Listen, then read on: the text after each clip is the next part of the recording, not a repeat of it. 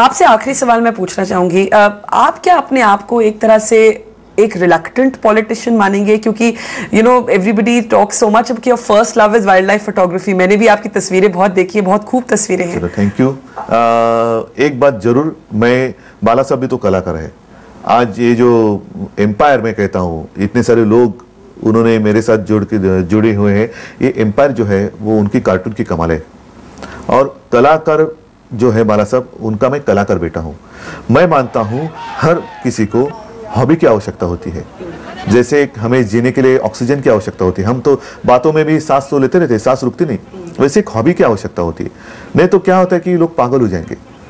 और जो कलाकार होता है उसके पास मन होता है, और जिसके पास मन होता है वो दूसरों का दर्द और दुख समझ सकता है। तो मैं सोचता हूँ कि मेरी जो हॉबी है फोटोग्राफी है।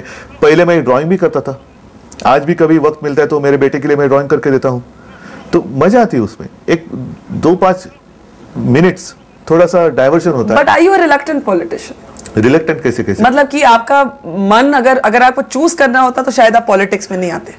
ऐसे हर किसी का हो सकता है। आज जो भी कोई जिस क्षेत्र में जिन्होंने नाम एक हासिल किया है, उनको अगर आप पूछोगी, शायद मैं आपको सवाल करता हूँ कि बरखा जी अगर आप यहाँ पे नहीं होती तो आप क्या कहाँ होती? तो एक अंदर की बात होती है, एक हॉबी होती है जी। अब आपके बेटे भी आ रहे हैं इलेक्शंस और पॉलिटिक्स। बेटा पॉलिटिक्स में नहीं आ रहा है, वो कैंपेन जरूर कर रहा है। खैर आज तो वो 19 साल का है। वो भी थोड़ा सा अपसेट था, मैंने जैसे आपको कहा बातों बातों में कि जब टीचर स्ट्राइक चल रहा था तो वो बहुत ही डिस्टर्ब था, और वो यही कह रहा था कि हर पार्टी कहती कि यूथ आनी चाहिए, यूथ यूथ यूथ। लेकिन आज यूथ घर पे बैठा है, 1.5 महीना होने आ गया, हमारे टीचर स्ट्राइक कर रहे हैं, ना सरकार देख रही है, ना अपनी पार्टी भी देख रही है, ना कोई भी पार्टी देख रही है। तो हमारा तो एक एजुकेशन ईयर है, वो अब बर्बाद होने जा रहे हैं। तो But he's been campaigning quite a lot. Do you think वो पॉलिटिक्स में आएंगे? कोई आवश्यकता नहीं है ऐसी। आप चाहेंगे? जैसे मेरे पिताजी ने हमारे साथ किया था कि एक बात जरूर है कि मैं बचपन से इस घर में मेरा जन्म हुआ, मैं बड़ा हो गया। इंटरेस्ट तो था लेकिन इन्वॉल्वमेंट नहीं थी।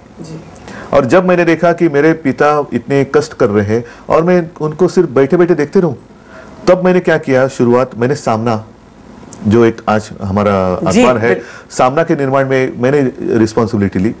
एक बाला साहब के आशीर्वाद से वो कामयाब हो गया। फिर इलेक्शन कैंपेन, एड कैंपेन, मैं एडवर्टाइजिंग का स्टूडेंट था, तब एडवर्टाइजिंग कैंपेन मैंने शुरुआत किया। मेरे दोस्त आज भी मेरे साथ है, क्लासमेट जो मेरे थे वो आज भी मेरे साथ है, आज भी हमारी टीम वो कैंपेन करती है। अच्छा। तो करते करते इशू के साथ, मतलब कैंपेन क्या होना चाहिए, इशू मालूम होने चाहिए, तो वो करते करते करते करते मैं गहराई तक चला गया।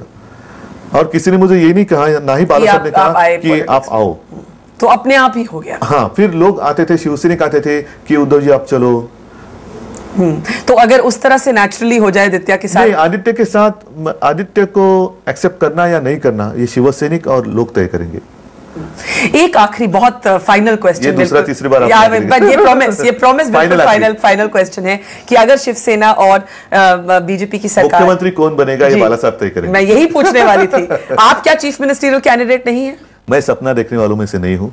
तो बाला साहब विल डिसाइड। यस। और बट इजंट इट ऑब्वियस कि कैंपेन आप लीड कर रहे हैं तो आप ही बनेंगे? तो फर्क तो क्या होता है, देखो एक बात जो मेरे लिए इमोशनल है, मैं बाला साहब का बेटा हूं।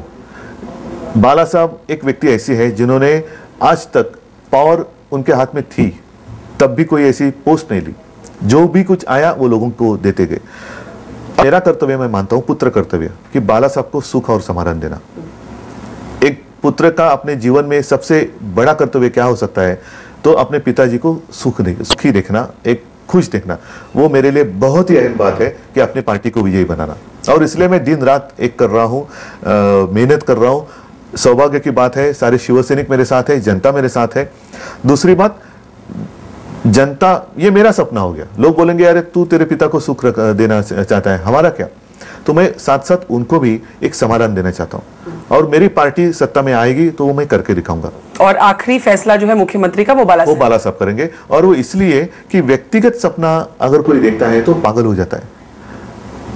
अब भी चुनाव 8 दिन पर आए हैं, क्या आप मुझे देख रही हो कि मैं कुछ डिस्टर्ब हूं कि मुझे होना ही है?